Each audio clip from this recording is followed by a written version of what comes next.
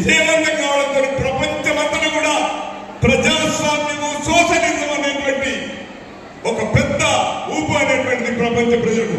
మనుషుల ఈక్వాలిటీ, స్త్రీ పురుషుల ఈక్వాలిటీ, మనుషులందరి ఈక్వాలిటీ చర్చ ముందుకు వచ్చింది.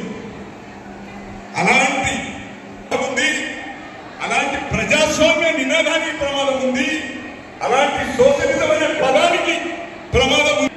ఇలా 400 సీట్లు వస్తే ఫిర్ ఏక్ బార్ నినాదం ఇస్తున్నాడు. 2 సార్లు వచ్చినా మూడోసారి నేను రావాలి, వస్తేనే ఈ దేశానికి నేను గ్యారెంటీ సబ్కా సాత్ సబ్కా వికాస్ నేను పూర్తి చేస్తానంటున్నారు. కానీ ఆయన రాజ్యాంగాన్ని మార్చాలనుకుంటున్నాడు, రాజ్యాంగాన్ని బలహీనపరచాలనుకుంటున్నాడు, ఈ దేశంలో ప్రజాస్వామ్యాన్ని బలహీనపరచాలనుకుంటున్నాడు.